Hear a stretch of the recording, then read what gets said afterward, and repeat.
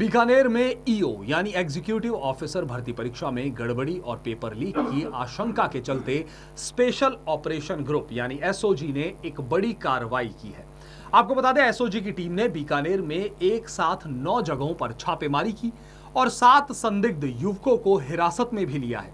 यह कार्रवाई मई 2024 में आयोजित ईओ भर्ती परीक्षा में पेपर लीक और नकल की संभावनाओं को लेकर की गई है। इस घटनाक्रम के बाद बीकानेर में हड़कंप मच गया है।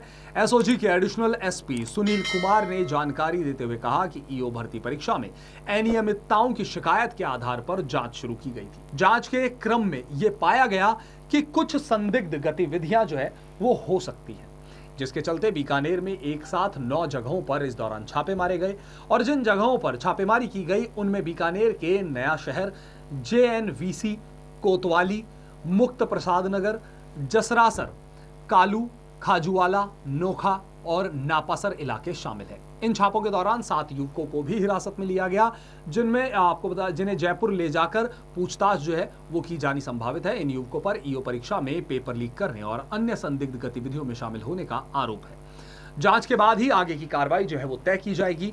आपको बता दें, अगर जांच में दोष सिद्ध होता है तो इनकी गिरफ्तारी भी हो सकती है।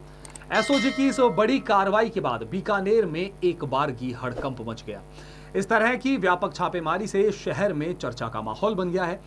ईओ भर्ती परीक्षा को लेकर पहले से ही विभिन्न उम्मीदवारों और अधिकारियों के बीच चर्चा थी कि परीक्षा के दौरान कुछ गड़बड़ियां हो सकती है, लेकिन अब एसओजी की इस कार्रवाई से मामले की गंभीरता स्पष्ट हो गई है। ईओ भर्ती परीक्षा में पेपर लीक और नकल से संबंधित मामलों में ये केवल बीकानेर ही नहीं बल्कि प्रदेश भर में एसओजी द्वारा एक साथ कार्रवाई की गई है। बीकानेर के अलावा अन्य स्थानों पर भी छापेमारी की जा रही है। सूत्रों के अनुसार पूरे राज्य में ईओ भर्ती परीक्षा से जुड़े नकल गिरोहों को पकड़ने के लिए एसओजी सक्रिय रूप से काम कर रही है। एसओजी ने पहले भी कई बड़े पेपर लीक मामलों का खुलासा किया है, जिससे यह उम्मीद की जा रही है कि इस मामले में भी विस्तृत जांच के बाद दोषियों को न्याय के कटघरे में लाया जाएगा। छापेमारी के बाद आपको बता दें, दोपहर करीब 1 बजे एसओजी की टीम सभी 7 युवकों को लेकर जयपुर के लिए रवाना हो गई थी। फिलहाल हिरासत में लिए गए किसी भी युवक का नाम सार्वजनिक नहीं किया गया है। अधिकारियों का इस पूरे मामले को लेकर कहना है कि पूछताछ के बाद ही नामों का खुलासा किया जाएगा और तब तक जांच गोपनीय रहेगी। एसओजी द्वारा की जा रही पूछताछ के दौरान यह भी स्पष्ट होगा कि पेपर लीक की घटना कैसे अंजाम दी गई और इसके पीछे कौन कौन से लोग या समूह जो है वो इसमें शामिल है। प्रारंभिक जांच से ऐसा प्रतीत होता है कि यह एक संगठित गिरोह का काम हो सकता है, जो ईओ भर्ती परीक्षा में नकल और पेपर लीक के जरिए उम्मीदवारों को फायदा पहुंचाने की कोशिश कर रहा था। इस कार्रवाई के बाद ईओ भर्ती परीक्षा के अभ्यर्थियों और उनके परिजनों में भी चिंता का माहौल बना हुआ है, क्योंकि पेपर लीक की घटनाओं से परीक्षा की वैधता पर सवाल खड़े हो सकते हैं।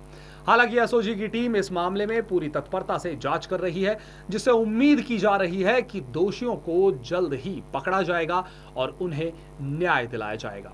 इस प्रकार बीकानेर में ईओ भर्ती परीक्षा में पेपर लीक की आशंका और एसओजी की कार्रवाई ने पूरे राज्य में एक नई बहस को शुरू कर दिया है। अब सभी की निगाहें इस बात पर है कि एसओजी की जांच में क्या खुलासे होते हैं और इसके बाद क्या कार्रवाई की जाती है।